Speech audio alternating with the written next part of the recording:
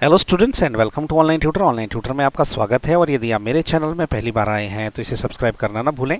अभी हम लोग एक्सरसाइज 4.2 का क्वेश्चन नंबर 5 कर रहे हैं और क्वेश्चन नंबर 5 में उन्होंने बोला है the altitude of A right angle triangle is 7 centimetre less than it's base if the hypotenuse is 13 centimetre find the other two sides. Okay, देखो एक राइट एंगल ट्रायंगल है,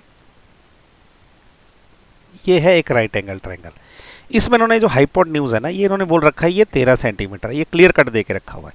और अब इसके बेस और एल्टीट्यूड के बीच का रिलेशन दिया हुआ है। ओके, इसने क्या बोला है, the altitude of the right angle triangle is 7 centimetre less than it's base.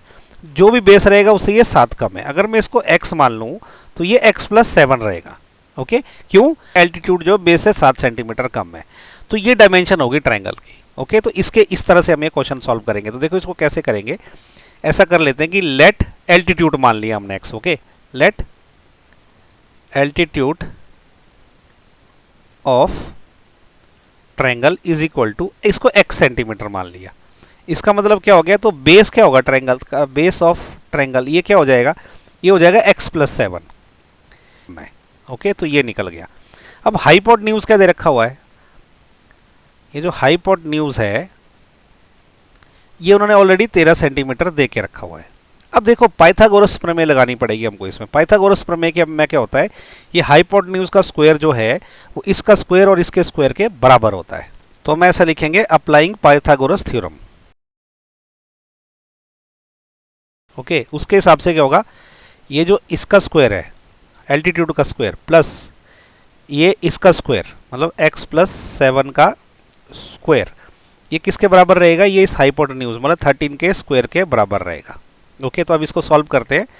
X square plus यहाँ पे a plus b whole square का फॉर्मूला लगाएंगे तो ये होगा a square plus b square मतलब 7 का स्क्वायर 49 हो जाएगा, प्लस 2ab मतलब 2 इंटू 7 हो जाएगा 14 इंटू a मतलब ये x हो जाएगा। दिस इज इक्वल टू 13 का स्क्वायर क्या होता है, 169 होता है। ओके, तो ये x square plus x square क्या हो जाएगा, 2x square plus 14x as it is है।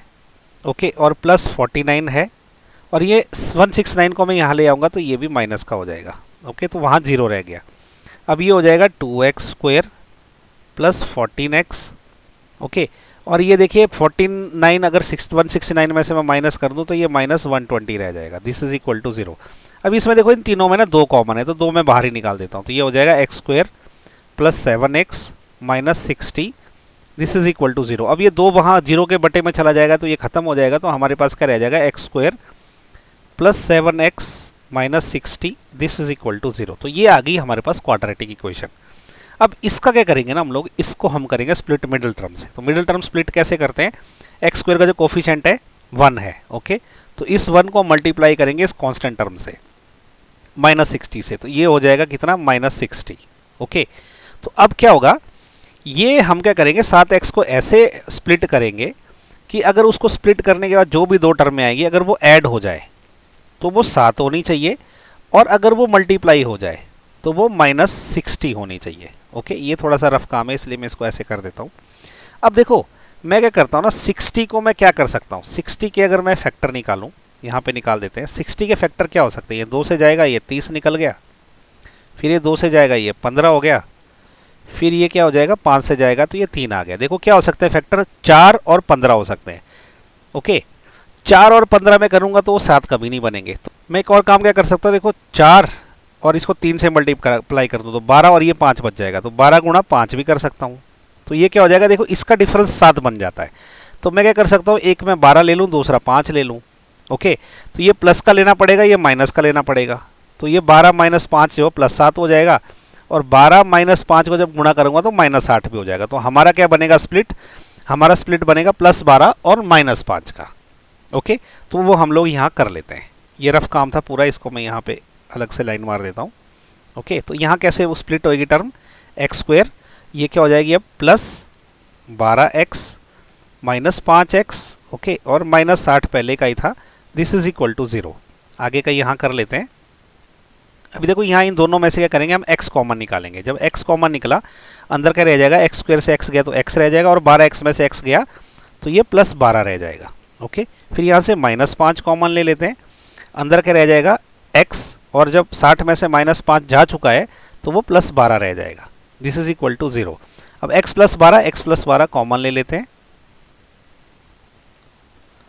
अंदर क्या रह जाएगा, x रह जाएगा और -5 रह जाएगा, दिस इज इक्वल टू 0। तो यहां से देखो x प्लस 12 जो है या तो ये 0 है या तो x माइनस 5 जो है ये 0 है।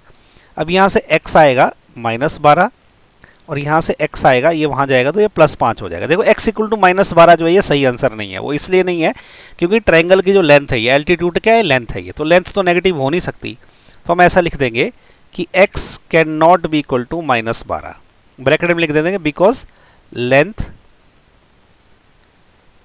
Is not negative. ठीक है, लेंथ नेगेटिव हो ही नहीं सकती।